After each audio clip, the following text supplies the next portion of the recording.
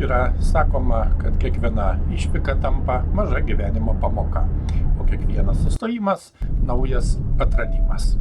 Šįkart mūsų kelias veda į Kandavą, jaukų istorinį miestelį Latvijoje.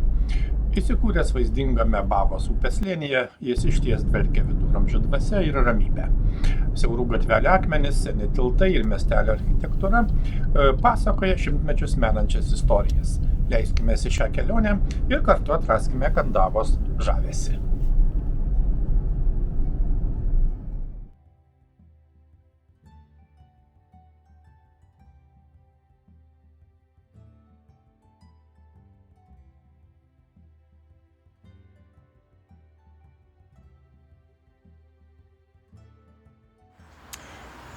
Taip, šiandien esame Kandavoje, nedidelėme miestelyje Latvijoje, būtent Tukumo savivaldybėje, o etnografiškai Kuržemėje.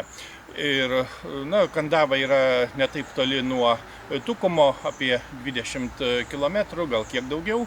Tai yra nedidelis miestelis, čia gyvena maždaug 4000 gyventojų, tačiau itin senas istorinis miestelis. Pirmą kartą istorinėse šaltinėse paminėtas 1230 metais, o 1253 metais ši vietovė, miestelis atiteko Livonijos ordinui ir Livonijos ordinas dešiniajame Abavos upės krante pastatė tvirtą, galingą gynybinę pilį. Ir žinoma, aplink pilį kūrėsi pats miestelis, įvairūs amatai plėtojosi, verslai to meto ir panašiai. Pilis buvo ant gana nemažo kalvos. Ir šiuo metu tai yra čia būtent dabartinė Kandavos miestelio centre. Deja, pilis neišliko, yra likę tik tai griuvėsiai aplink juos ir matome, tačiau galima taip pasakyti, norintiems grįžti šiek tiek laiku ir pasinerti į viduramžių pajusti dvasią, Kandava yra tikrai ta vieta. Taip kad linkėtume aplankyti ir susipažinti su šiuo įdomiu istoriniu miesteliu.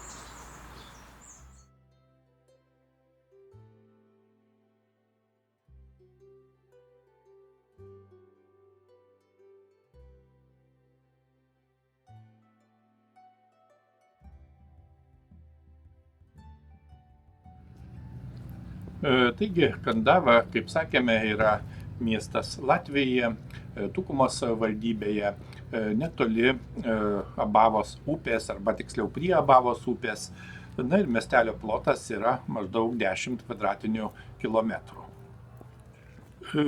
Iškart galima pasakyti, kad miestelis yra žinomas dėl savo istorinės reikšmės ir unikalios aplinkos. Nuo viduramžių laikų Kandava buvo svarbus administracinis centras ir gyventojų traukos taškas. Beje, miesto simbolika yra ąžuolo gilė, siejasi su stiprybe ir augimu. Ką tik apsilankėme turizmo informacijos centre, sužinojome taip pat daug įdomių dalykų. Ir šiuo metu apžiūrime centrinę miestelio dalį.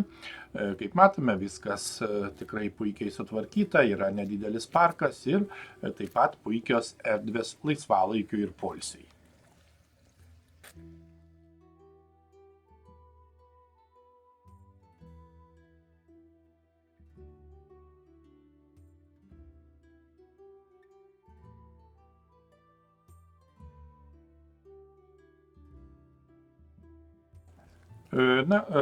Kandavos miestelio centras, kitaip vadinamas rotušė arba turgaus aikštė, yra išties senoji miesto širdis, turinti istorinę reikšmę ir žinoma autentišką atmosferą. Ši aikštė buvo seniau miesto turgavietė, o jo aplinka išlaikė senosios miesto struktūros bruožus nuo 1881 metais miestą sukrėtusio gaisro. Miestelio centrinė aikštė apsupta įvairių istorinių pastatų, kuriuose yra ir namų su perėjimais, išsidėsčiusių ant skirtingų aukštų dėl kalvoto reljefo. Aplink aikštę yra gatvės, tokios kaip Bažnyčios gatvė, Sabilės gatvė, Talšų gatvė, Ūdens arba Vandens gatvės, kurios puošia miesto senamiestį. Ši vieta išsiskiria ne tik autentiškomis grindinio ir pastatų detalėmis, bet ir jaukiomis erdvėmis poilsiui, įskaitant parkus su mažais upeliais, tilteliais ir vaikų žaidimų aikštelėmis.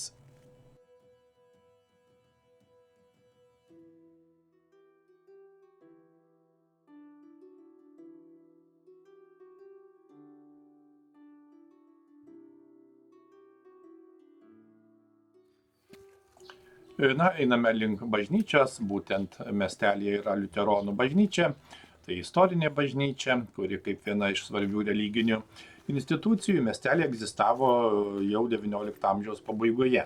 1862 metų duomenimis būtent miestelėje buvo liuteronų bažnyčia, kuri kartu su sinagoga ir kitais pastatais sudarė bendruomenės centrą. Na, ši bažnyčia žinoma liudija apie liuteronų bendruomenės esmę ir reikšmę Kandavos istorijoje, nes miestelėje gyveno įvairių tautybių gyventojų, tarp jų be abejo latvių, vokiečių ir žinoma žydų.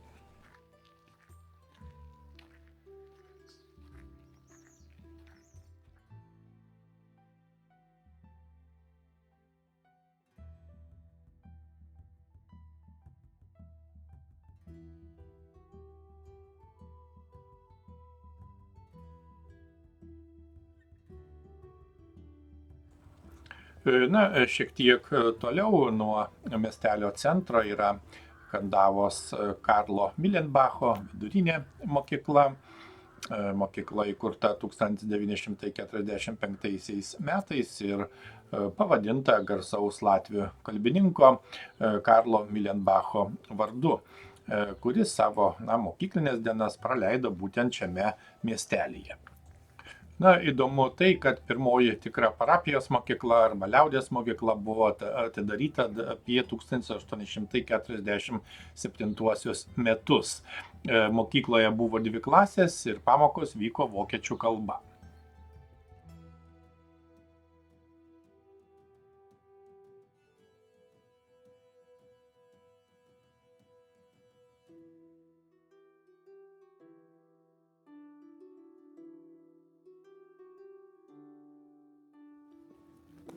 Na, reikia pasakyti, kad senamiesčio peizažai traukia menininkus ir kino režisierius. Čia galima pamatyti akmeninės sienas, pravažiavimus ir uždarus kiemus, kurie suteikia gatvėms išties unikalų charakterį. Neabejotina, kad Kandava yra vienas gražiausių Kuržemės provincijos miestelių, kuriame išliko senovinė architektūra. Senamiesčio keliose vietose išliko senosios akmenimis grįstos gatvės ir įrengti specialūs žibintai. Kalvotas reljefas ir nuostabus gamtos vaizdai sukuria ypač romantišką nuotaiką. Pirmą kartą Kandava istoriniuose šaltiniuose paminėta 1230-aisiais, kaip jau minėjome. Beje, istorikai nustatė, kad miestelio apylinkės buvo apgyvendintos nuo ankstyvojo romėnų geležies amžiaus.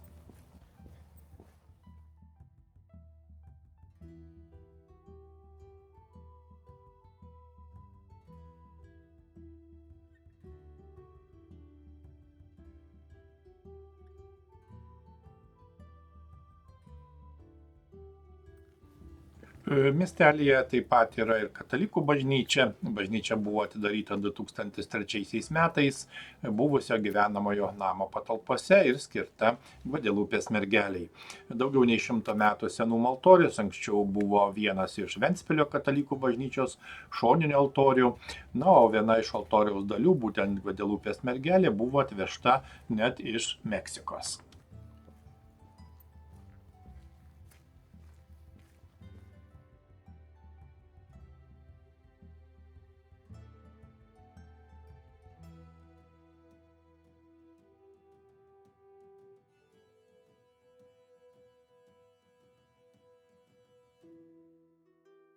Na, archeologiniais duomenimis Kandavos apylinkėse gyventa jau neolito laikotarpiu. Abavos slėnyje aptikta ir ankstyvojo bei vėlyvojo geležies amžiaus radinių. Na, miestelio šiaurinėme pakraštyje yra Kandavos piliakalnis, kurio papėdėje taip pat aptikta 12-13 amžiaus senovės gyvenvietės liekonų. Žlugus Livonijos ordinui, Kandava tapo Kuršo kunigaikštystės vietiniu administraciniu centru, būtent Hauptmano arba teisėjo rezidencija. 1625 metais Kandavai buvo suteiktos miestelio teisės. 17 amžiuje buvo įkurta manufaktūrų, parako dirbtuvės, dervos varykla, audykla, žemės ūkio įmonių. Na ir miestelis buvo viena didžiausių šiaurinio Kuršo gyvenviečių.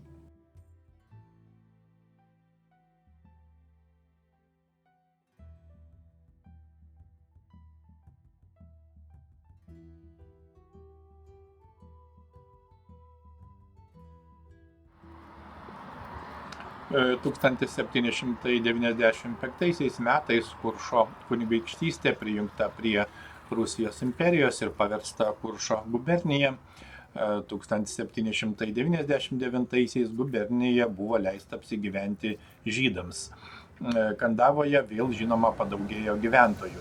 XIX amžiaus pradžioje miestelėje gyveno 439 žmonės – dvarininkai, amatininkai, smulkieji prekybininkai. Kandavos pilis buvo viduramžių gynybinė pilis, kaip jau minėjome, pastatyta Livonijos ordino 13 amžiaus viduryje, maždaug 1254 metais. Ji buvo ordino fokto, tai yra teisėjo ir apygardos administratoriaus rezidencinė pilis, kuris stovėjo ant vadinamojo Bruniniekų pilskalna arba Ryterių piliakalnio miesto centre ant Abavos upės kranto.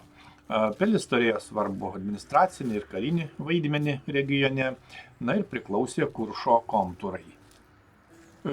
Pilis buvo gyvenama ir naudota kaip valdžios centras iki maždaug 18 amžiaus vidurio, o vėliau dėl prastos būklės pilies valdytojas persikėlė į miestą. 19 amžiaus pabaigoje pilies griuvėsiai buvo perduoti miestelio savivaldybei.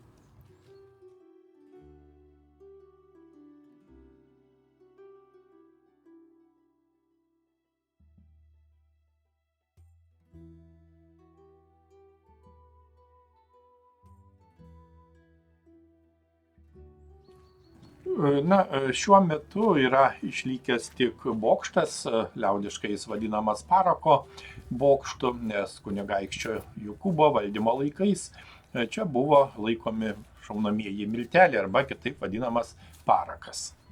Taip pat matome įdomią skulptūrą, būtent Gylių riteris, sukurta 2011 metais.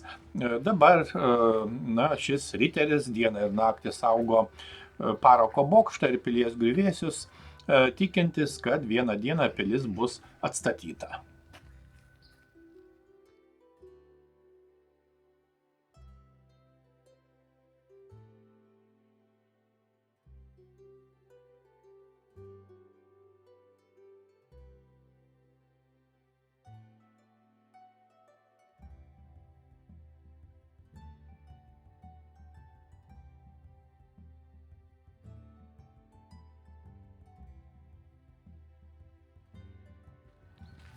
Bet pilis išties atstatyta, tiesa tik makete. Pilies maketas yra įrengtas piliakalnio papėdėje šalia pilies griuvėsių. Ir šis maketas vaizduoja istorinių viduramžių Livonijos ordino pilies struktūrą, jos išplanavimą ir architektūrą, leidžiant lankytojams geriau suprasti, kaip atrodė pilis savo klestėjimo laikais. Maketas išties informatyvus, suteikia istorinį kontekstą ir vizualiai perteikia pilies konstrukciją. Šis Kandavos pilies maketas tikrai yra patogioje vietoje, netoli parako bokšto, vadinama Pulvertornis, ir pilies komplekso griuvėsių, kaip jau sakėme, todėl lankytojai gali kompleksiškai apžiūrėti tiek maketą, tiek gynybinius likučius, patirti istorinį kontekstą realiuoju laiku. Tai yra viena iš ties lankytinų vietų miestelyje, padedanti geriau pažinti vietos viduramžių paveldą.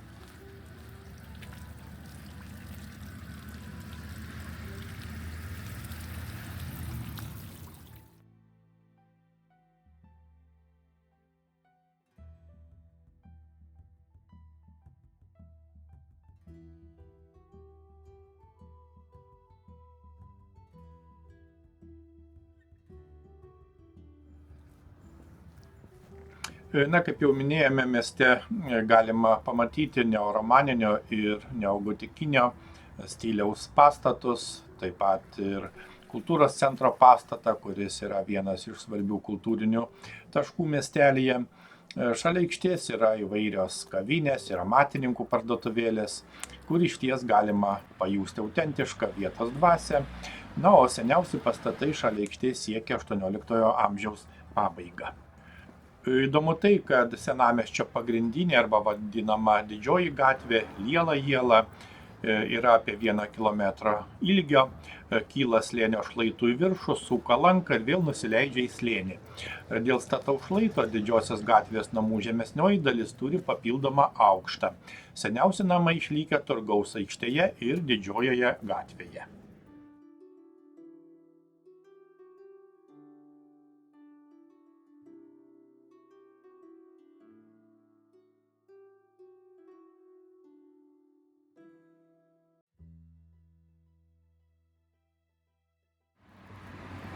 Na, taip pat galima paminėti, kad miestelio išplanavimas suskirstytas į 2 dalis.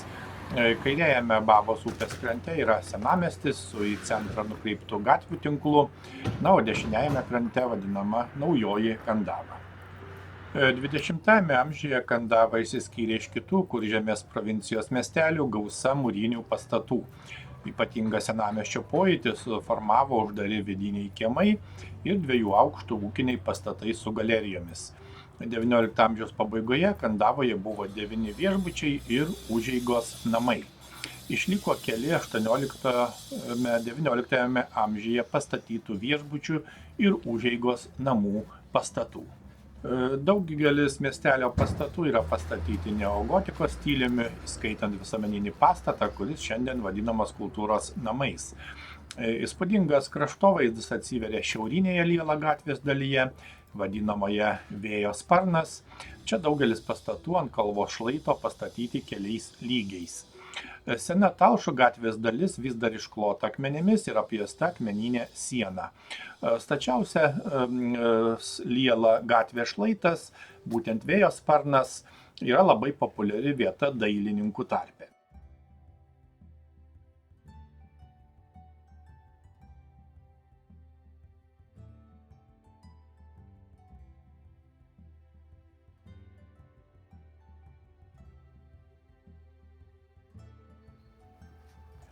XIX amžiaus pabaigoje, XX amžiaus pradžioje Kandavoje sparčiai plyto neogotikos architektūros stilius, būdingas tuo metu miesteliams ir viešosios paskirties pastatams.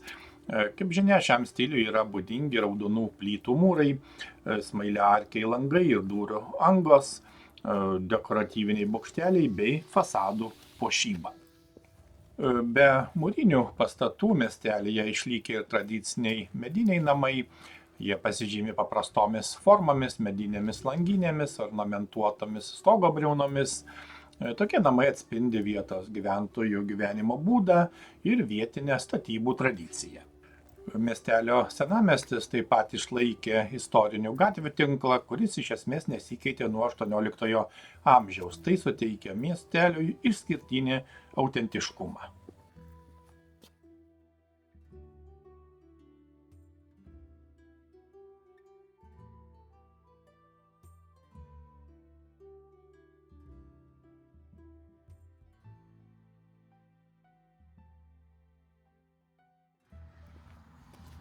Žinoma, užeiname į Kandavos istorijos muziejų. Muziejus nors ir nedidelis, tačiau įdomus ir turtingas ekspozicijomis. Muziejus supažindina lankytojus su miestelio ir aplinkinių teritorijų istorija, kultūra ir tradicijomis. Muziejaus pastatas pastatytas XIX amžiaus antroje pusėje, maždaug 1887-aisiais. Jame anksčiau veikė Diakono ligoninė. Vėliau nuo 1921 iki 1939 buvo Vokietijos pagrindinė mokykla. Po Antrojo pasaulinio karo ilgą laiką čia veikė valstybinio banko skyrius, iš kur muziejus perėmė unikalų seifą. Muziejus yra turtingas savo unikaliomis ekspozicijomis, taip pat siūlo gido paslaugas tiek muziejaus patalpose, tiek ekskursijas po Kandavos kraštą ir Abavos slėnį.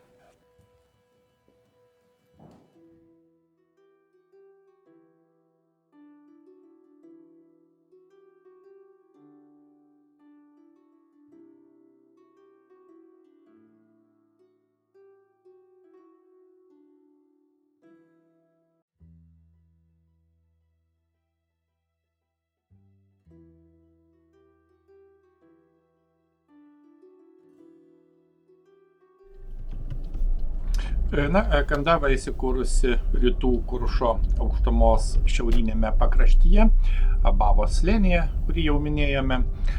Miesto vakarinėme pakraštyje prasideda šiaurės Kuršo aukštumos Vanemos kalvynas. Didesnioji miesto dalis ir pats centras išsidėstė Abavos dešiniajame krante. Slėnio plotis mieste siekia nuo 0,7 iki 2 km, o gylis net iki 30 metrų. Abavos vagos plotis apie 25 metrus, gylis kiek daugiau negu 1 metras. Miestelis įsikūręs kalvotoje vietovėje, todėl išsidėstęs ant kelių skirtingų aukščio terasų, besileidžiančių link Abavos upės. Šis reljefas daro miestelio vaizdą itin vaizdingą, pastatai išsidėstę ant šlaitų, gatvės vingiuotos ir nevienodo aukščio. Dėl šios priežasties Kandava tikrai dažnai ir pagrįstai vadinama miesteliu ant kalvų.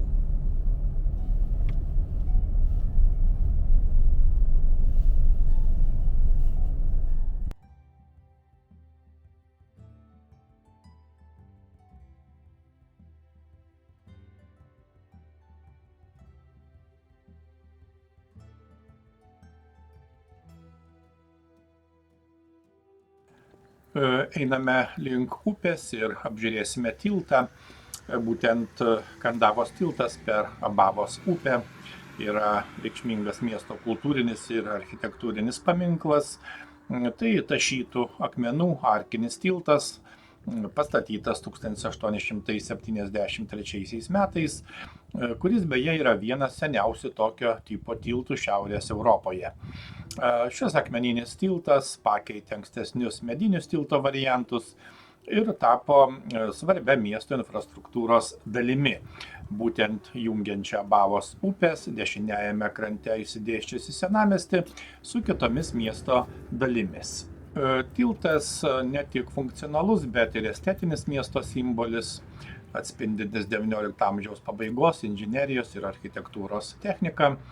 Šalia jo yra taip pat poilsio zona ir pėsčiųjų takai, todėl tai populiari vieta tiek gyventojams, tiek turistams, norintiems pasigrožėti Abavos slėnio gamta.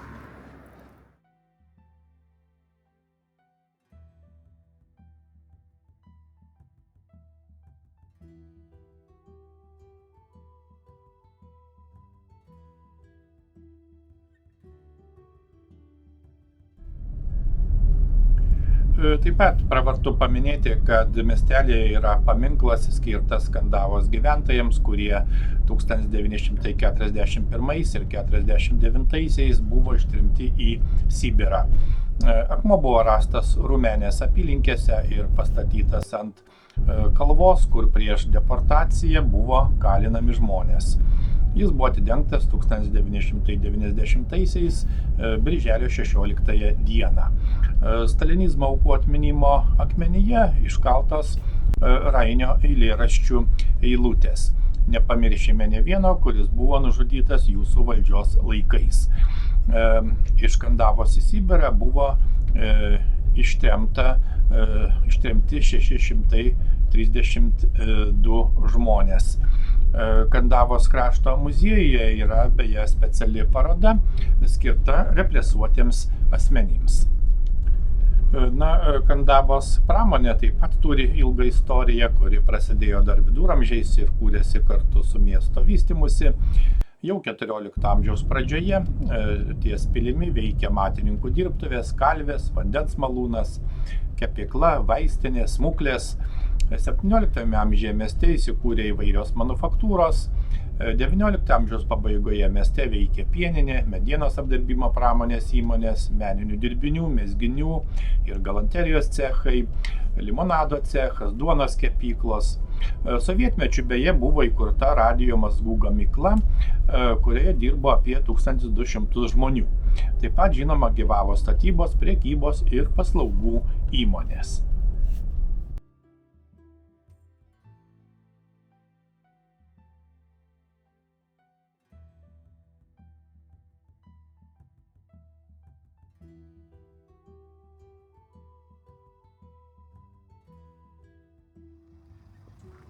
Na, o šiandien Kandavos pramonė apima medžio apdirbimo, statybos sektorius, taip pat prekybos ir turizmo paslaugas. Miestelėje veikia kelios verslo ir paslaugų įmonės, kurios, žinoma, prisideda prie vietos ekonomikos. Na, taip pat Žemės ūkio technikumo filialas užtikrina specialistų rengimą žemės ūkio sektoriui. Na, Kandavos vieta nuo seno buvo strategiškai palanki, miestelis yra tarp Rygos ir Kuržemės, todėl istoriškai tapo prekybos ir kelių sankirta. Dėl tokios padėties miestelis ilgą laiką buvo regiono ekonominis ir administracinis centras.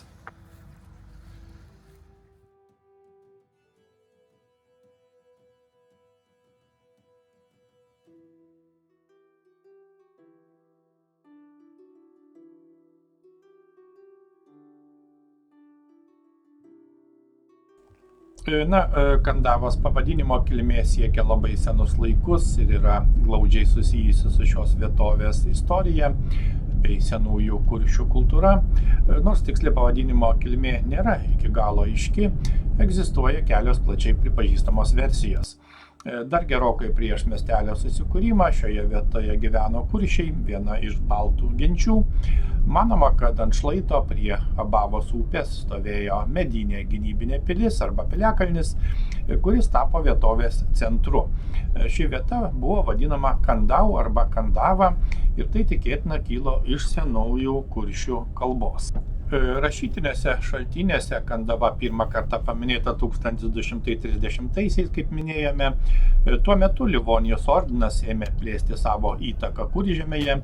Istoriniuose dokumentuose pavadinimas užfiksuotas kaip Kandovė arba Kandovė castrum, kas lotyniškai reiškia Kandavos pilis. Tai rodo, kad vietovė jau buvo svarbus gynybinis ir strateginis punktas.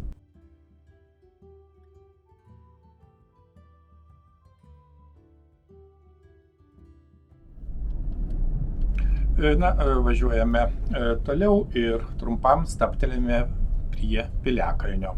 Būtent Kandavos piliakalnis yra miestelio šiaurinėme pakraštyje ir yra svarbus istorinis archeologinis objektas. Piliakalnis yra išsidėstęs ant kalvos, kurios papėdėje buvo aptiktos 12-13 amžiaus senovinės gyvenvietės liekanos. Na, čia matome ir miestelio pavadinimą, būtent 13 amžiaus formą Kandovė. Dar viena versija susieja pavadinimą su žodžiu Kand, kuris kai kuriuose senosiuose baltų tarmėse reiškia kalvą arba aukštumą, kas atitinka Kandavos reljefą.